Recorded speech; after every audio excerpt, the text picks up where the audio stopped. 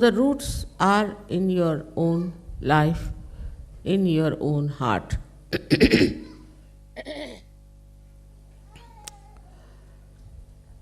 When we say we have become our own guru, we should really try to find out with our introspection, are we our guru or not? Because before this, your mind was on one side and your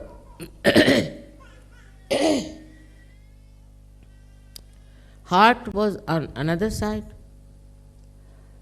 and your attention was in another dimension. So these three things were creating confusion within you.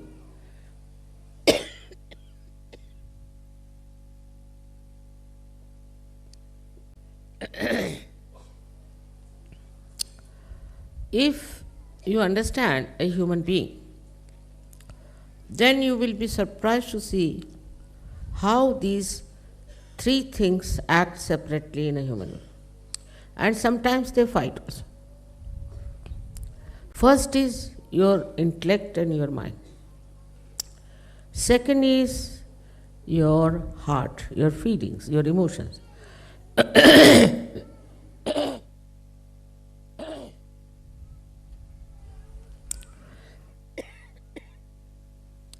And the third one is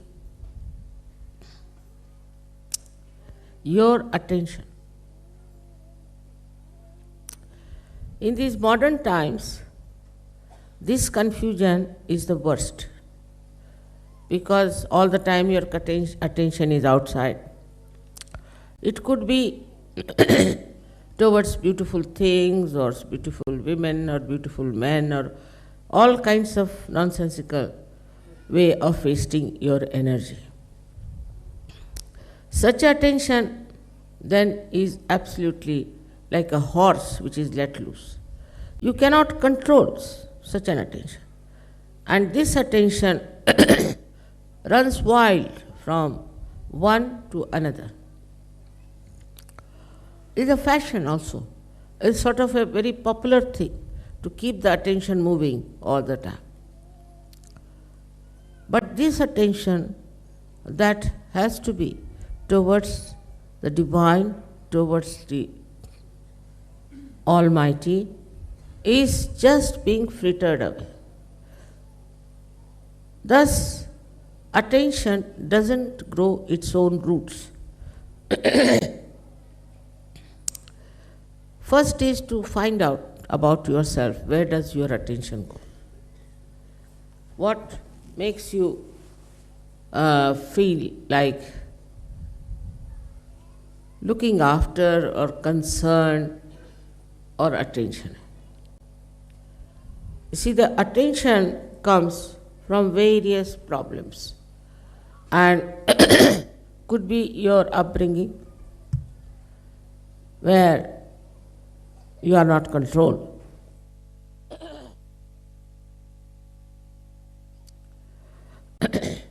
Could be your education, could be your atmosphere in which you live,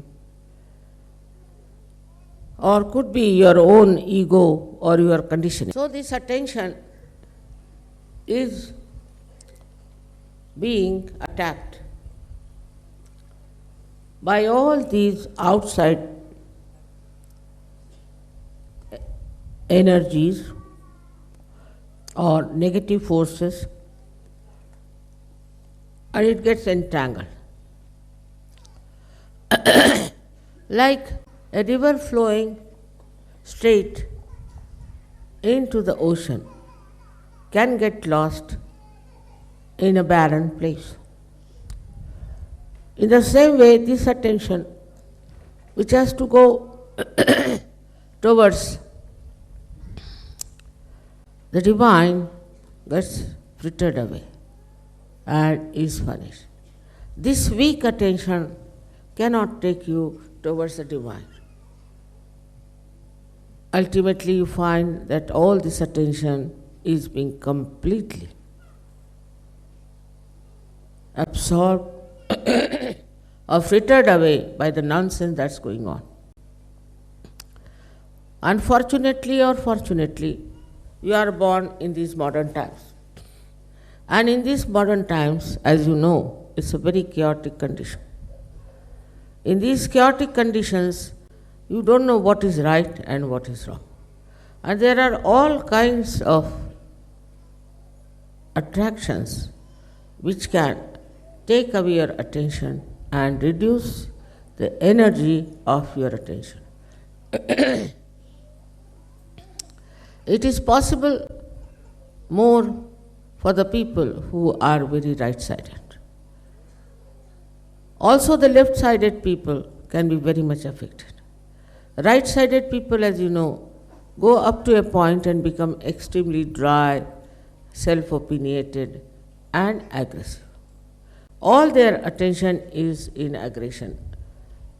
While the people who are on the left side are indulging too much into their own whims and their desires and their own temptations.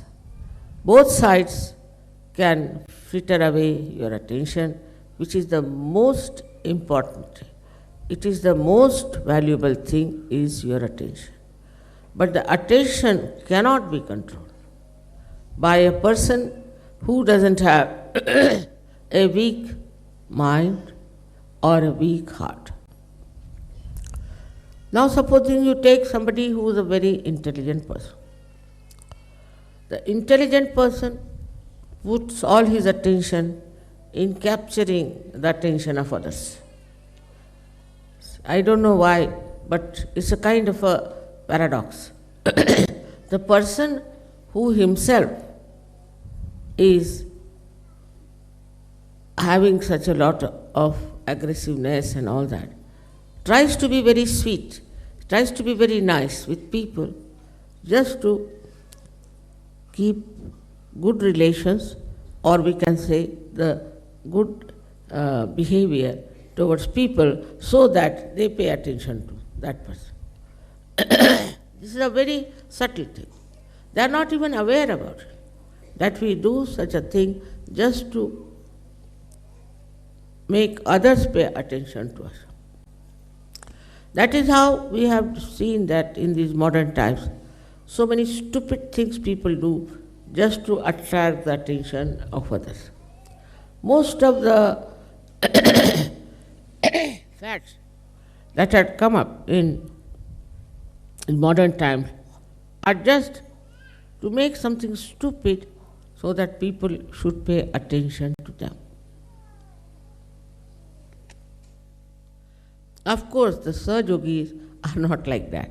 But I'm just pointing it out. How in the modern times you have to be very careful that you should not try to attract the attention of others. Instead of that, what you have to do is to pay attention to others in a very subtle way, not with any expectation that if you are paying attention to somebody, that person should pay attention to you.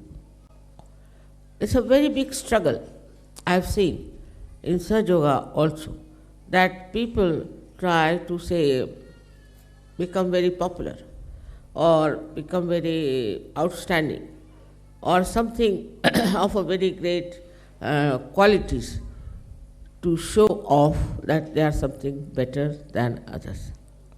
A person who is really in connection with the divine is least bothered about how people pay attention to that person, But automatically the attention of such a person is on others, which is very, very subtle, very subtle. You cannot make out that the attention of such a person is on you, but it works, and it works beautifully. We have to understand that we have now come to the realm of the divinity. We are in the kingdom of God, and we are divine people. We are very powerful people. But if we fritter away our attention, we become very, very weak people. It's easy to feel that we are Sahajogis, we have done so much of realization of others, or we have helped so many people. All this consciousness, if it comes within you, then know that you are still not fully developed Sahajogi. There should be no consciousness of what you are doing or what you are committing. There is no need to boast about it. There is no need to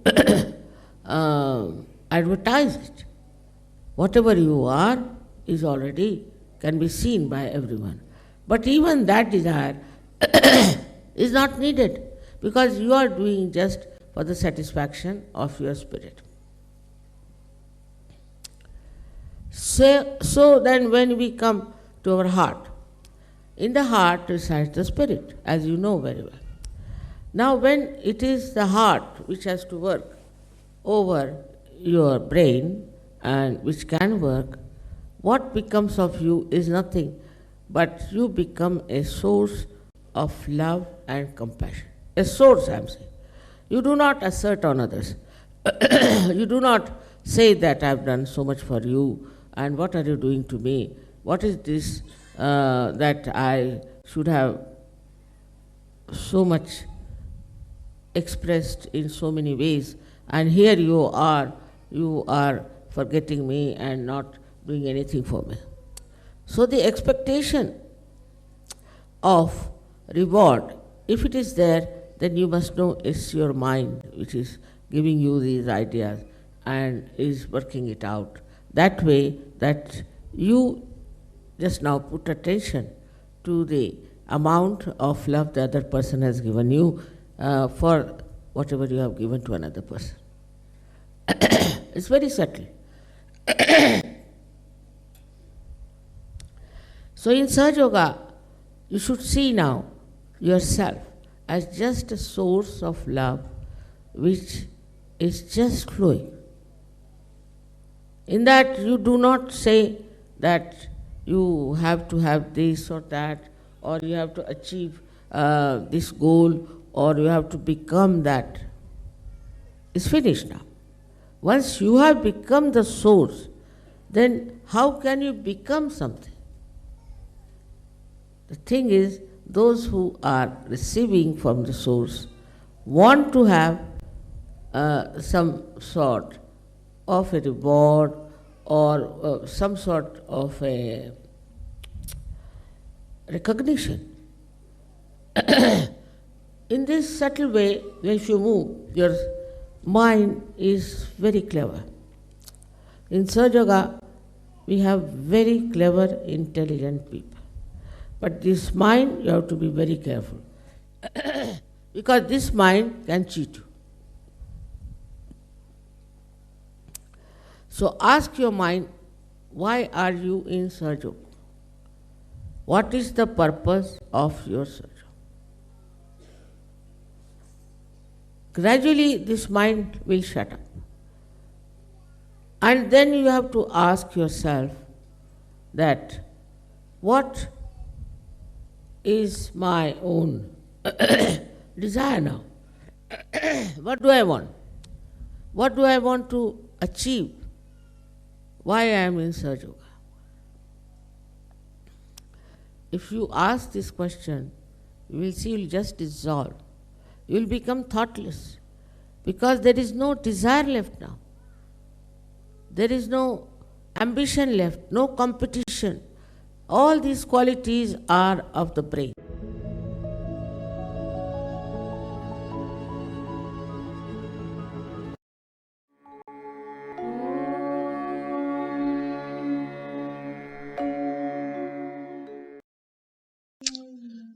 last of all, the most important is your spirit. Spirit that resides in your heart. All this beauty is only perceived when there is light in your spirit. Otherwise, you cannot see all this beauty. You cannot enjoy it. Spirit is the one which is the diamond which shines on this beautiful ring of your body, mind, and your emotions. That's the most important thing.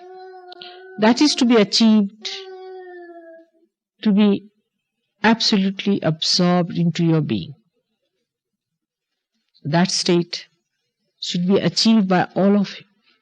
But the growth, if the outside is not all right, then the inside cannot be carried by that weak outside.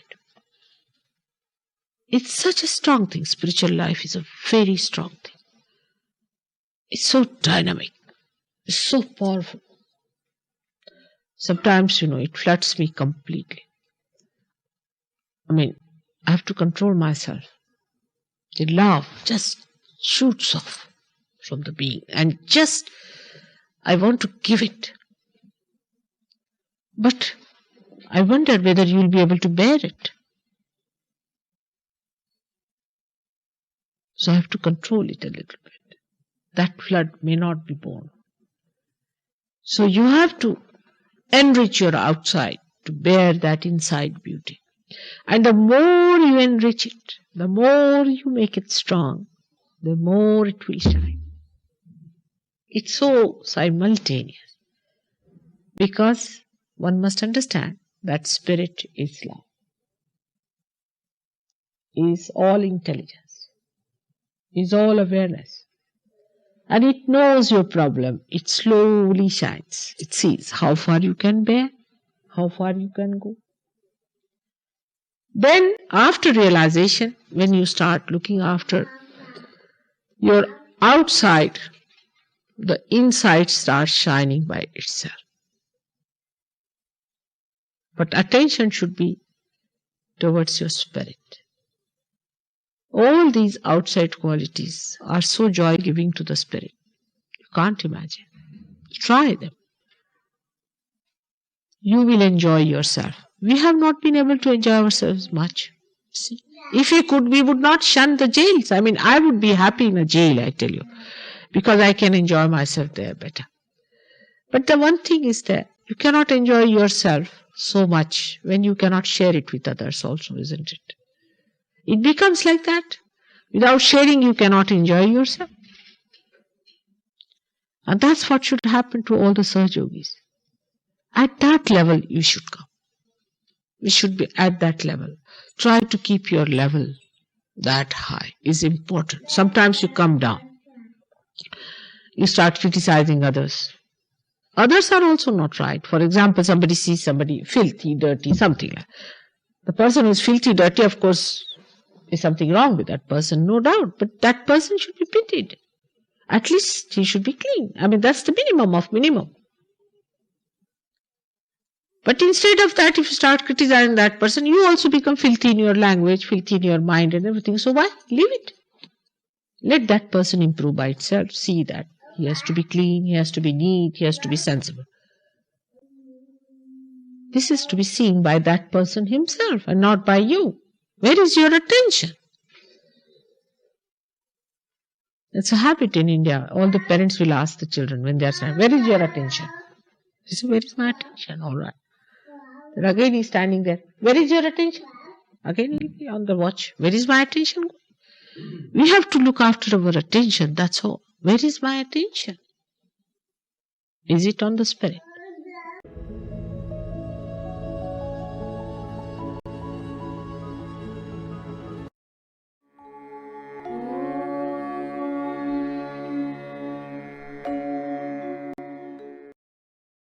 I hope this time we are going to achieve a lot, because I have a feeling that this time in all the pujas I am really working very, very hard, very hard. And if you people little bit decide that we are not here for enjoyment, for buying clothes or saris or anything, but we are here for our ascent. If that is decided in your hearts, I am sure it will work. Please try to control your attention. Control, Chitta Nirodha, control. Where is it going? See, where is my attention going? Where is the attention going? Ask yourself, am I there or am I out? Otherwise, you will have very funny awareness. Very funny awareness.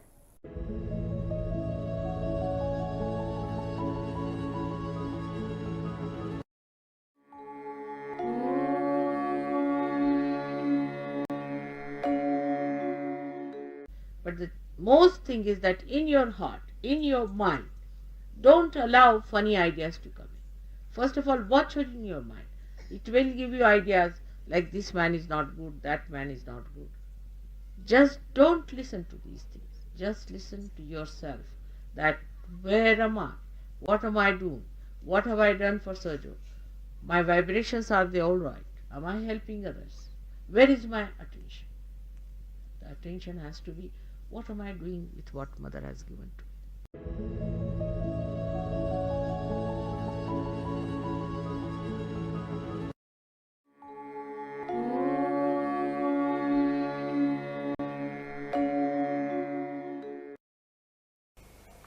Now at Vishuddhi, as you know, we are collective and we have connections with others.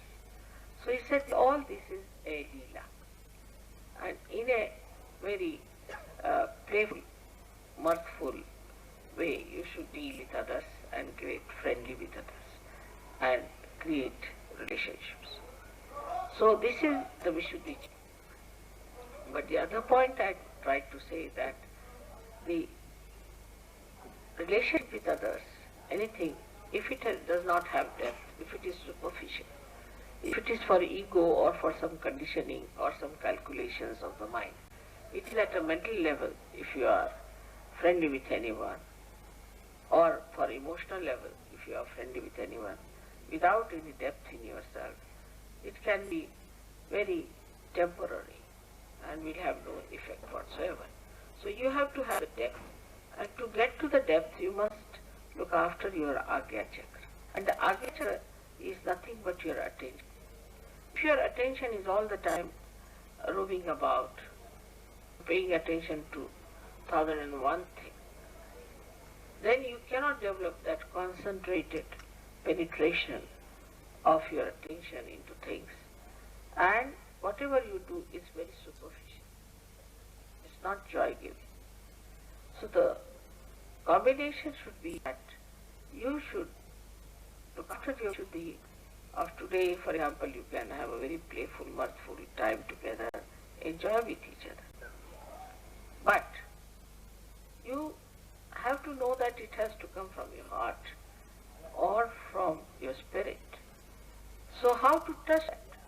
That depth can only be possible if your attention is on the spirit and not on frivolous things. Because of that, you'll become thoughtlessly aware when you'll be enjoying. And that whatever you do will be very genuine. It will not have an artificiality. That is why the second part is after Leela, what we call is a Jana part, where you deal with collectivity.